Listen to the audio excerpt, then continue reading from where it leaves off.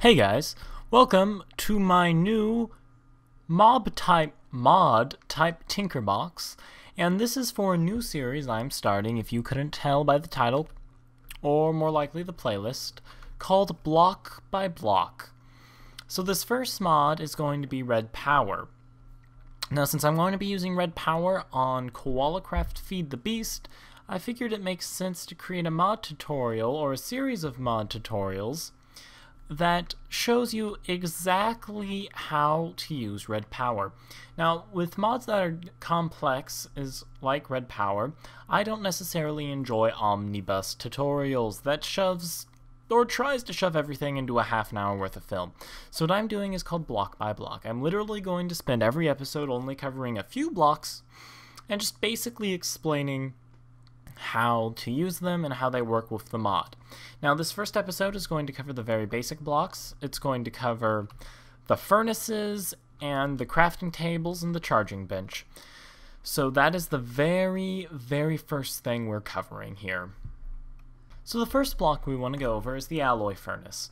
Now this alloy furnace is how you get most of the basic materials for this mod. So this is how you get red alloy, brass, tin plates, blue alloy, and then another neat feature it has is if you throw things in here like rails, mine carts, tools, armor, even some of the mod items, it will smelt the raw resources back out of it. So if you find a bunch of something laying around, you can actually get some of the resources back from it inside of this alloy furnace. And now to craft this alloy furnace, it's just a bunch of bricks in a circle like you would for a furnace. And so this is going to be the base block for this mod.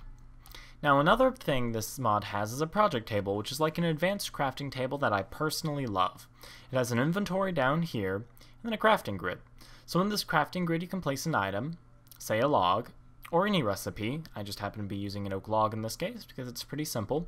And then the output's over here, and then when you click this, you'll notice that it actually pulled out of here. So you see there's 62, I can pull it out, it goes to 61, doesn't use this log. And in fact, you can make this thing called a blank plan by getting some indigo dye with paper, and you find indigo dye in this mod by finding indigo flowers, which is just a new flower that Redpower adds.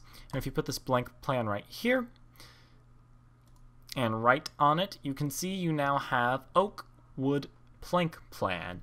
So, and it says right there, it costs 1 oak wood. So now I can take this out, and you can see there's a ghost image of it.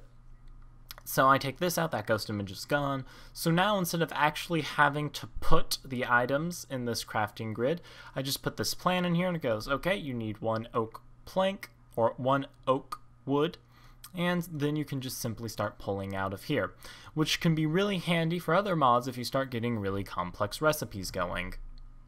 Now, the next two blocks, no, they're not blocks. The next two things I want to talk about are tools. They are the screwdriver and the sonic screwdriver. Now, in this mod, we will shortly be going over different blocks which can have different orientations, like pistons. So basically these screwdrivers are just for rotating those blocks. So you can see here a normal screwdriver is a stick and a piece of iron, and a sonic screwdriver is a BT battery, which holds the bluetricity, which is the form of power in this mod, which we'll be going over shortly in a future episode.